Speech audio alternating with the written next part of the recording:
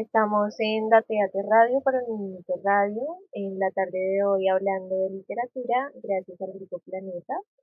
Y en esta ocasión vamos a hablar respecto al libro La Casa Embrujada tiene hambre, por supuesto con Luis Huesco, su escritor. Entonces, Luis, bienvenido a Teatro Radio, ¿cómo estás? Hola, ¿cómo han estado? Me gusta mucho saludarlos a ustedes. Realmente un saludo muy grande a quienes nos van a estar escuchando en el canal de la radio. Muchas gracias, Luis. Para empezar con este ejercicio, me gustaría que nos brindaras un poco de contexto desde tu perspectiva como escritor de lo que es La Casa Embrujada tiene hambre. ¿Cómo la describirías a las personas que de repente no la han leído? La casa embrujada tiene muchas maneras de ser leída, Karen. La primera es, hay una noche previa al Halloween donde huele mucho a dulce, azúcar quemado, sofocante el olor a azúcar. Y realmente nadie sabe por qué. Pero el caso es que después del Halloween, cuando amanece, los papás les da por ir a mirar a ver, pues, a sus chicos en las camas, a despertarlos. Resulta que muchos se han ido, desaparecieron. 13 chicos desaparecieron y un gato. 13 chicos y un gato.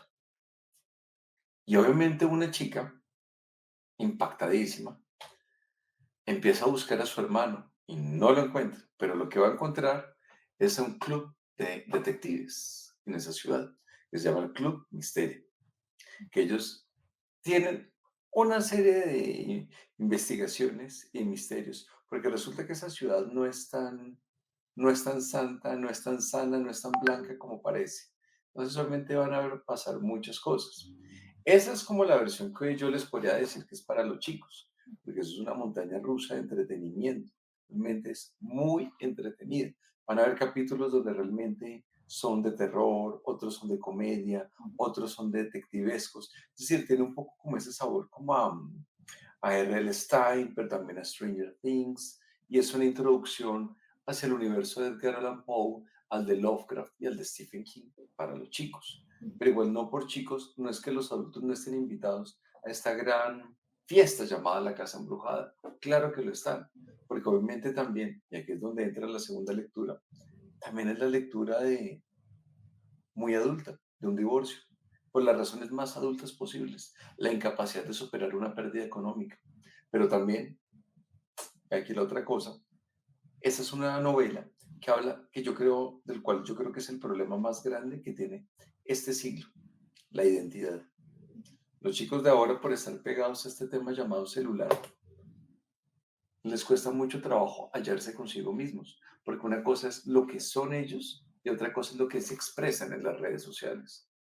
Entonces, obviamente, van a haber momentos en los cuales la bruja hasta les va a hackear el celular. De acuerdo, y justo lo que hablabas respecto a Stranger Things, a Edgar Allan Poe, eh, ¿considerarías que estos fueron tus referentes literarios a la hora de escribir? ¿Cuáles otros nombrarías como en esa intención que quisiste darle al texto cuando lo desarrollaste? No, la verdad, en este caso te podría decir que Edgar Allan Poe no. Edgar Allan Poe es un escritor extraordinariamente adulto, extraordinariamente pesado, ¿no? Obviamente, si bien es la introducción al mundo de Poe, Poe no me fue de referente para construir la casa embrujada. Yo pensaría un poco más como en las brujas de Roald Dahl, podría estar pensando incluso en las aventuras de Tom Sawyer, de Mark Twain. Es decir, estuve tratando de buscar un poco como inclusive el Principito de Exupéry. Es decir, que fuera literatura, digamos, cuando tú hablas de Mark Twain o de Exupéry, en realidad tú no piensas en literatura infantil, sino en literatura universal, que es algo distinto. Es decir, tú tendrás veintitantos años, te lees Exupéry y te llega al corazón. Yo que soy un hombre de cuarenta y tantos, también lo entiendo. Si yo fuera un hombre de 60 o 70 años, también entendería el Principito, porque obviamente son mensajes que van creciendo a medida que tú también creces. Es decir, es un libro que envejece contigo, es un libro que encanece, que se arruga contigo. Esos son los libros buenos. no los libros estáticos, que parecen de plástico, que parecen de una sola edad. No, este libro está llamado a envejecer contigo. Seguro que sí. Ok.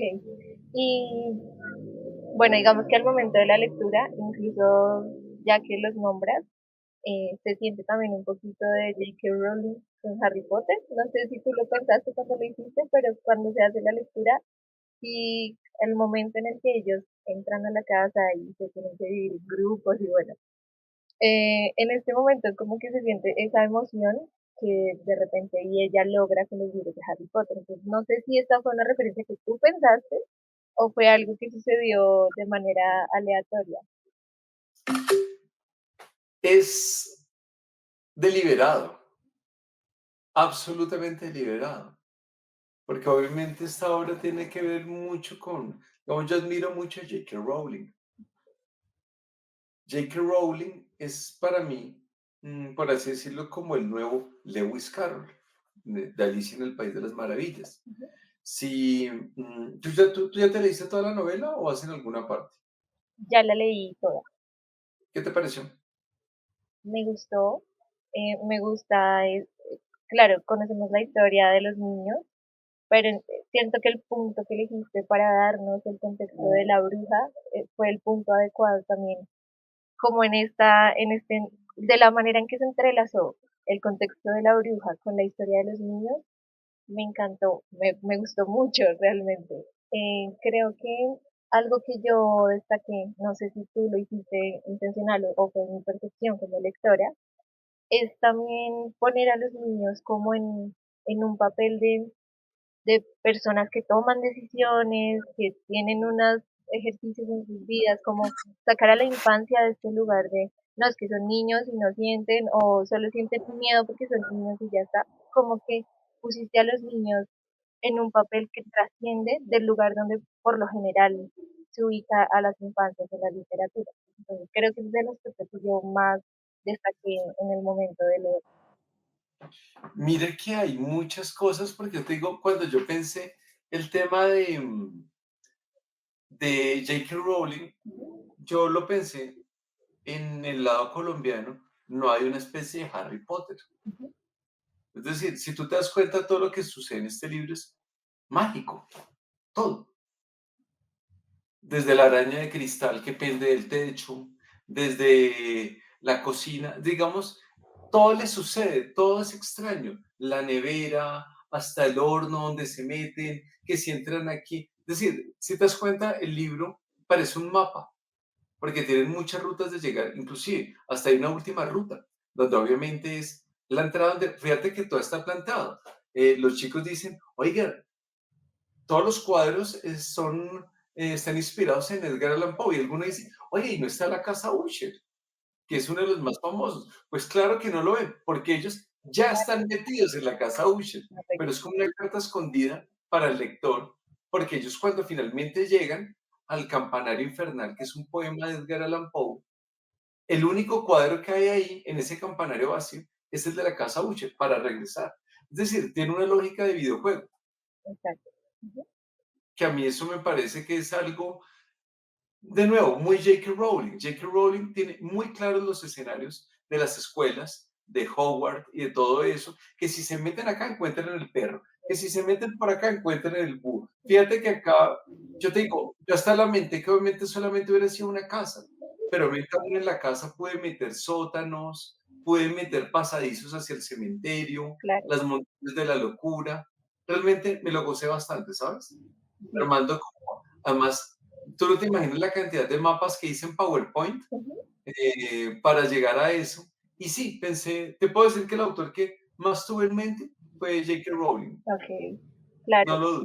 ok. Y no, es evidente, por ejemplo, en esta suerte de guiño cuando ellos ingresan por el horno, entonces podemos pensar en la chimenea de J.K. Rowling. Bueno, es, o sea, se entienden estos guiños que hace de repente literariamente hacia Harry Potter.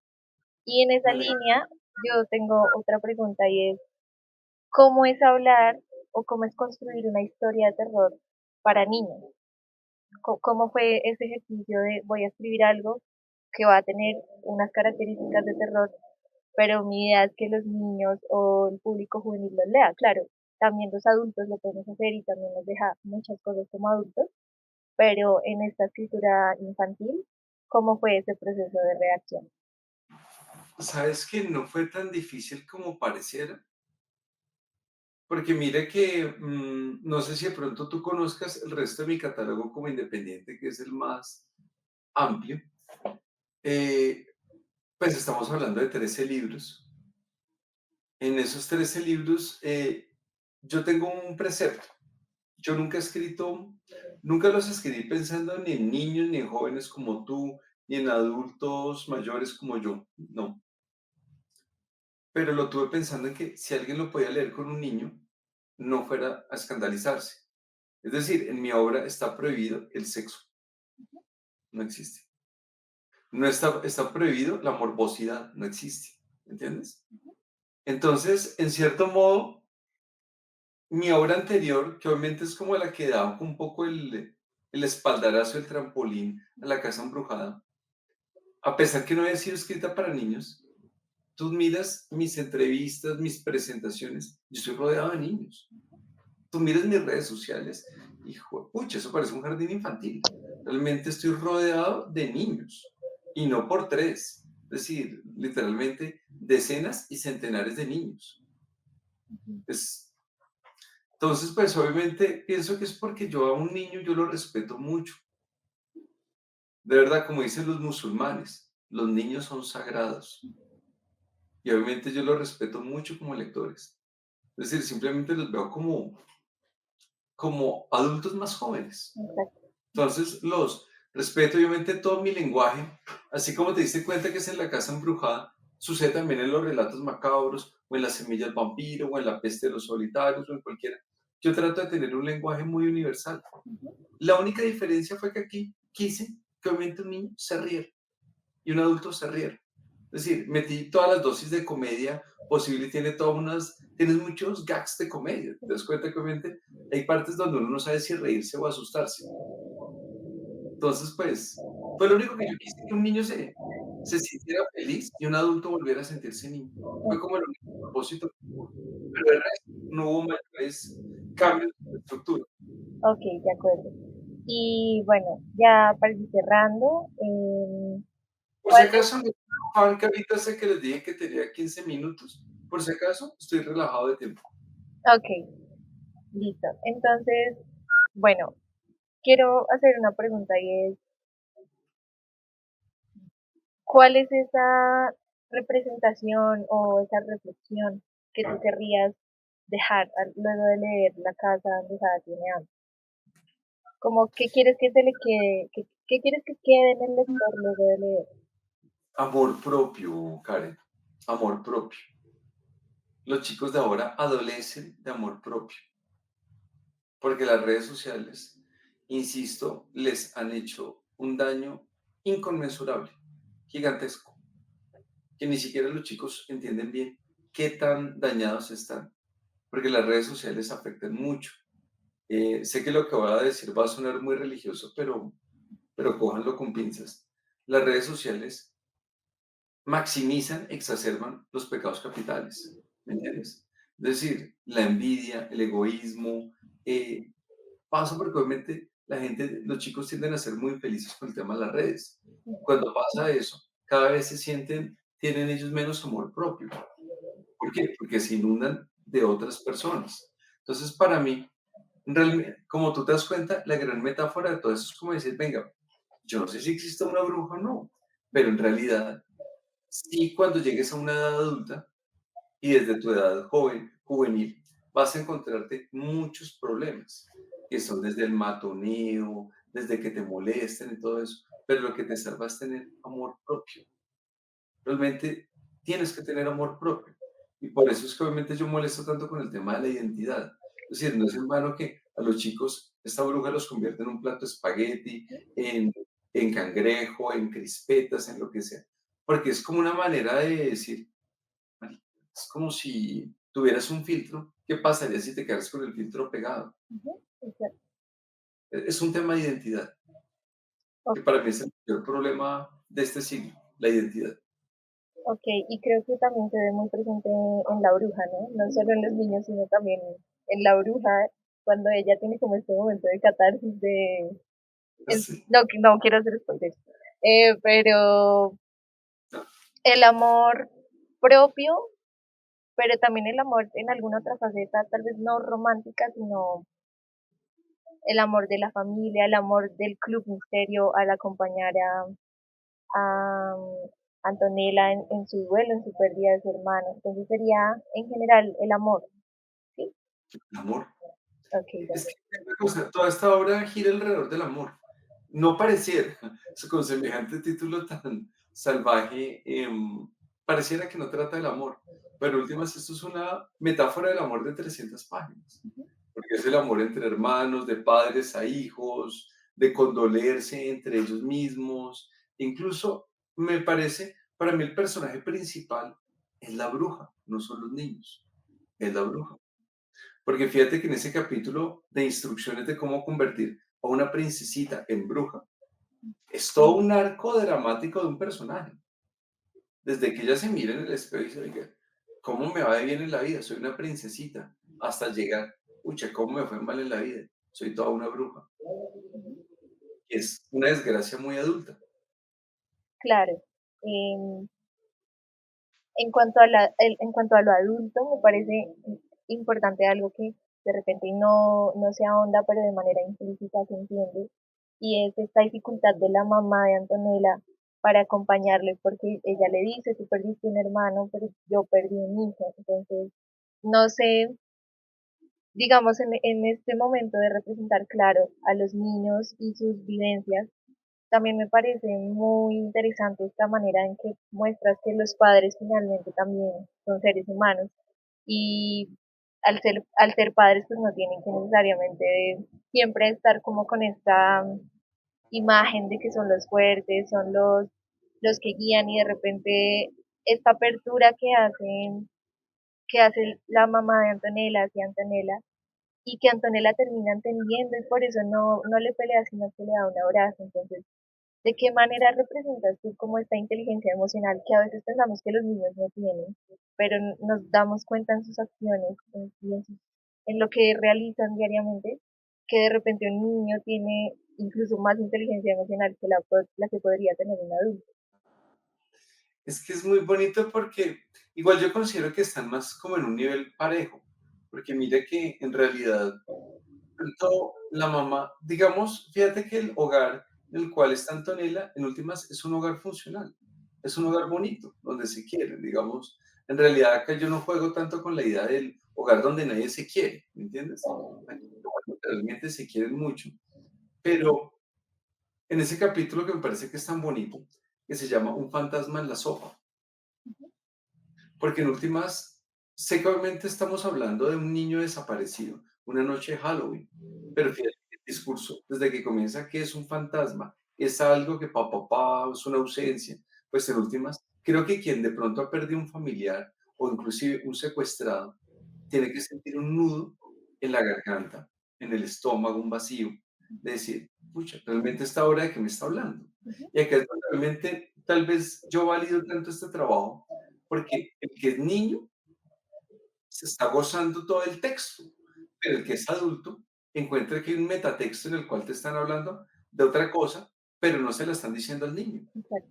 Es decir, es como que yo tuviera una doble lengua, donde con una le estoy hablando a los chicos y con otra le estoy hablando a los adultos, pero no se mezclan. Entonces, pues pienso que eso es lo que le da como la riqueza a este trabajo de, de abarcar todas las edades. Ujú. Y fíjate que obviamente cuando ellas se abrazan, lo que queda sonando es el barboteo de la olla. Y hay una razón que es muy clara, ¿por qué? Porque realmente hogar, de hecho la palabra hogar viene de fuego, y el fuego es el amor. Obviamente es una manera de decir que la cocina es en donde todos nos reunimos. Es decir, tu cuarto es tu cuarto, el cuarto de tus papás, pero en donde toda una familia coincide es en la donde está el calor. Ok. Y bueno, tengo una duda que de repente es chistosa, Claro. pero es esta transformación que le das a los niños. ¿Tiene algún sentido? O sea, que el cangrejo sea cangrejo y que el espagueti sea espagueti y que el inodoro sea el inodoro. ¿Fue con Sí, alguna intención en específico? sí, hay varias, para serte honesto, hay varias. Si te das cuenta, la chica, la que se convierte en un sanitario, tiende a ser llorona. Okey, El que es cangrejo es un poco negativo, siempre va hacia atrás. ujú, El que es espagueti es muy confuso. El que es Pac-Man es muy acelerado. Es decir, cada uno crispeta, pues es explosivo. Es decir, cada una tiene como un, em, digamos, algo que obviamente yo siempre he trabajado, que es la no humanización. ujú, Y eso es muy mío. Que es decir, como a mí no me gustan los patrones humanos, Javi. Realmente nunca me considero que el ser humano sea el patrón del universo. Entonces, en esta obra se siente que es como decir, ¿qué pasaría si un humano fuera un objeto?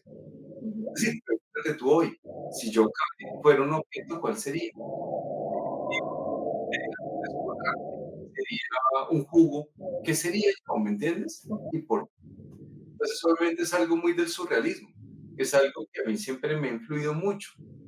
Y de nuevo, volvemos otra vez a Lewis Carroll. Lewis Carroll es la literatura surrealista por excelencia. ujú, Es decir, todo lo que le sucede a Alicia, la cueva, el conejo, la reina de corazones, es algo, esta es una obra que parece un sueño ácido. Yo a veces cuando la leo, me da hasta risa porque decir, y el espagueti caminó junto con el sanitario, ¿no dice? exacto. Esto, esto no es lógico, pero sí se vuelve lógico en la medida que obviamente se aceptan las reglas.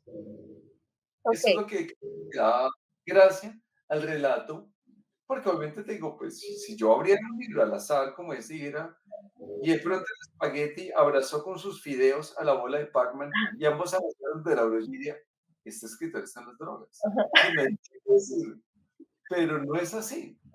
Claro, y algo muy bonito que de nuevo no sé si fue intencional, por ejemplo, Carla en su versión de Inodoro, pues en cierto punto ese aspecto de que ella llora mucho les ayudó como a salir de los zombies, porque el cangrejo le decía llora, llora, y le empezaba a decir cosas así. Entonces es bonito como que las representaciones por algo que de repente se podría entender como negativo, muy triste o que siempre va hacia atrás, es muy explosiva, pero también le da una perspectiva muy amplia de que no solo es negativo, sino que también puede ser positivo estas características en los niños.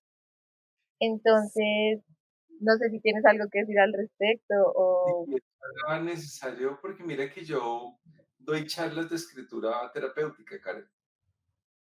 Ok, Entonces, obviamente para mí el tema de la psicología es básico y no hay nada más que produzca más alivio que llorar. Llorar ayuda mucho. Entonces, obviamente, por eso hay un momento en el cual, cuando obviamente ellos tienen todos los problemas de los zombies, lo único que ayuda es que esta china llore. Esta niña llora absolutamente y hay un momento en el cual creo que el texto se torna poético, de decir de que prácticamente las lágrimas es lo único que nos salva al huracán. exacto. Ujú. Entonces, obviamente vuelve de nuevo el tema. El niño no va a leer, tal vez no se queden en esos detalles, pero un adulto que esté sufriendo una crisis, de pronto dice, "Ey, ey, ey, en serio, ¿de qué me están hablando? Tal vez me están hablando de otra cosa". Es decir, a todo hay un texto y hay un metatexto. De acuerdo. Entonces, bueno, Luis, te agradezco mucho por este espacio. Realmente fue muy enriquecedor conocer tu postura, tu visión, de repente aspectos que no se ven como esta fusión entre el adulto, estos dos caminos del adulto y el niño que se juntan. Nos alegró en la teatro poder charlar contigo y no sé si tienes algún comentario final, una invitación, bueno, No, naturalmente la invitación es a que se hagan con este libro, que es muy bello. De verdad, te digo, este libro para mí no es solamente por Halloween. Es decir, este libro en cualquier etapa de la vida sirve. Entonces los invito a que se hagan este libro en las principales librerías, en los supermercados, es decir, realmente es un libro muy fácil de conseguir y, y es un libro enriquecedor de leer, no solamente para los niños. ujú, De verdad, para uno, para adulto es. es una travesía, realmente es muy particular. Listo, de acuerdo. Muchas Listo. gracias. Quien crezca con los lectores. Listo. Muchas gracias, Luis. A ti.